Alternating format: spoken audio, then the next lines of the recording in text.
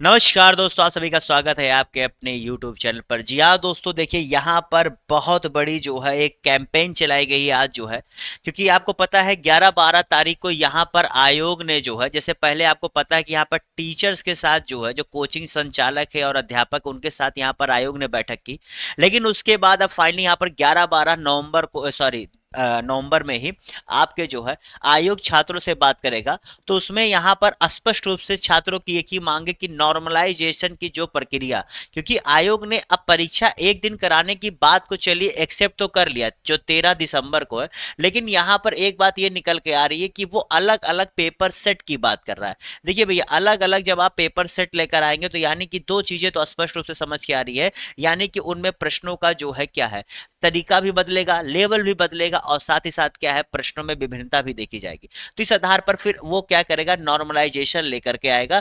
जैसे वो कहता है, जब आयोग के अध्यक्ष जी अपनी प्रेस कॉन्फ्रेंस कर रहे, जिसके बारे में मैंने बताया था, तो उन्होंने कहा था कि कई सारी भर्तियों में जो यहाँ पर क्या है, नॉर्मलाइजेशन यहाँ की यूपीएससी भी लाता है, लेकिन यूपीएससी सिविल सेवा जैसी महत्वपूर्ण परीक्षाओं में नॉर्मलाइजेशन नहीं लेकर आता है। इस चीज को समझिए, क्योंकि देखिए सीजीएल जैसी वैकेंसी में अगर नॉर्मलाइजेशन लागू होता है तो उसका किसी ने विरोध नहीं किया था, लेकिन नॉर्मलाइजेशन को अगर आप सिविल सेवा जैसी महत्वपूर्ण परीक्षाओं में लेकर आएंगे तो ये बच्चों के साथ एक खिलवाड़ होगा। क्यों, थोड़ा सा समझते हैं।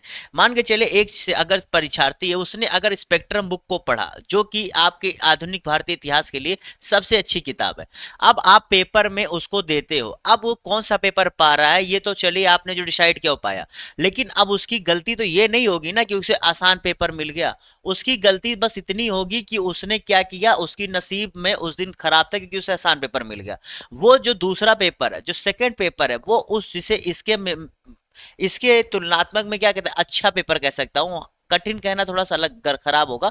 कठिन कुछ नहीं होता, जो आता है वो आसान ही लगता है, ठीक है। अच्छा पेपर आ गया तो वो इसको भी सॉल्व कर सकता है, और जब इस पेपर को देख रहे हो तो इसे भी सॉल्व कर। तो ये बताइए, जो बच्चा स्पेक्ट्रम से पढ़कर गया है वो दोनों प्रश्नों, दोनों पेपर को सॉल्व करने की योग्यता रख रहा है, लेकिन उसके नसीब में अगर ये पेपर आया और नॉर्मलाइजेशन के बाद उसका 2 नंबर 3 नंबर अगर उसका जो है इसके तुलना में कम हो जाता है, तो उसमें बताए इस परीक्षार्थी की क्या गलती है, इस एस्पिरेंट्स की क्या गलती, मुझे बताइए।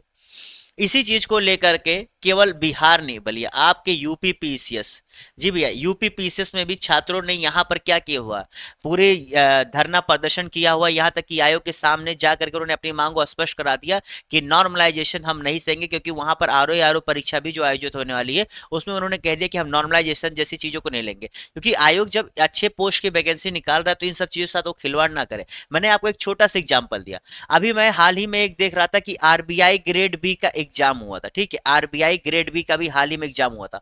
उसमें मैं एक परीक्षार्थी से मिला था, उसने अपनी जब कहानी बताई कि उसने एक पेपर, वहां पर दो पेपर हुए थे, दो शिफ्ट में पेपर में क्या, उसने एक पेपर दिया था जिसमें उसका नंबर क्या है, अगर आप कट ऑफ मार्क्स देखेंगे तो उसमें वो पास हुआ था, लेकिन वहीं पर जब नॉर्मलाइजेशन हुआ तो उसके 14 नंबर घट गए थे। जी हाँ दोस्तों, 14 नंबर उसके नॉर्मलाइजेशन के बाद घट गए थे, जिसके बाद वो 2 नंबर से, जी भैया, 2 नंबर से वो कट ऑफ से बाहर हो गया। यानी कि एग्जैक्टली में तो वो पास आउट था, लेकिन नॉर्मलाइजेशन लागू होने के बाद वो 2 नंबर से बाहर हो गया। यानी कि उसकी पूरी मेहनत क्या हो गई, खराब हो गई। अब तो भैया जब वैकेंसी आएगी तब, आजकल तो वैकेंसी आती नहीं, आती है तो इतनी दिक्कत होती है, उसके बाद इस तरह की अगर एक परीक्षार्थी के साथ होगा तो निराश हो जाएगा। क्योंकि एक एक गवर्नमेंट जॉब की तैयारी करने वाला अपने समाज से दूर रहता है, अपने परिवार से दूर रहता है, अपनी किताबों में जिंदगी बिताता है, अपनी पूरी जवानी को झोंक देता है केवल जो है वो आज सारी चीजों को भूल करके, उसके बाद अगर उसके साथ ऐसा खिलवाड़ होता है तो ये कहीं ना कहीं साफ यही है कि आयोग भैया हमारी भावनाओं से, हमारी पूरी जिंदगी से खेलने के लिए तैयार है। तो ऐसे महत्वपूर्ण परीक्षाओं में भैया नॉर्मलाइजेशन की बिल्कुल अनुमति नहीं मिलनी चाहिए। मैं इसका पूर्ण रूप से विरोध करता हूं, और साफ रूप से जो आज 4 नवंबर को यहां पर, जी भैया, 4 नवंबर को जो यहाँ पर बीपीएससी के छात्रों ने ट्विटर पर एक ट्रेंड चलाया हुआ है, जैसा कि आप देख सकते हैं। मैं चाहता हूं सभी लोग ऐसे बढ़े और इसको जो 11-12 तारीख को मिलने वाले उसमें स्पष्ट रूप से कह दे कि भैया हमें नहीं है। अगर आपको एग्जाम्पल के, मैंने आरबीआई ग्रेड बी का एग्जाम्पल दिया कि किस प्रकार से वहां पर वो लड़का मेन में पास होते हुए 2 नंबर से चूक गया, तो आप इस चीज को भी समझ सकते हैं, क्योंकि उसने मुझे यही बताया एग्जैक्टली। अगर मुझे जरूरत होगी तो मैं उसकी चीजों को देख लूंगा, लेकिन ये सच्चाई है, ठीक है। तो भैया इस चीजों से समझिए आप लोग, जो लोग कह रहे हैं कि अरे पेपर देते क्या होगा, होगा जब ये लागू हो जाएगा तब आपके साथ कुछ होगा ना, तो बुरा होने से पहले आपको जरूरत है कि कुछ अच्छा ही रहे, ठीक है। तो इसलिए इस चीज को समझिए। और मैंने एक किताब के जरिए आपको बता दें कि आप अच्छी से अच्छी किताब पढ़ करके भी, अपने आप को अच्छा तैयार करके भी, इस नॉर्मलाइजेशन लफड़े में पढ़ करके आप क्या करते, अपनी उम्मीदों को आप क्या बट्टा लगा सकते। तो ये सब चीजों से बचे, अच्छे से पढ़ते रहे। क्लासेज के लिए मेरे इस चैनल को सब्सक्राइब कर लें।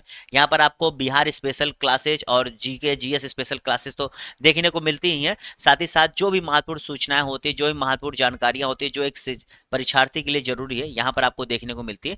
तो इस वीडियो को बड़ा ना करते हुए समाप्त करता हूँ। बस इतना कहना है, नो नॉर्मलाइजेशन इन 17th बीपीएससी। और इसी के साथ bye bye, tata, see you, good bye.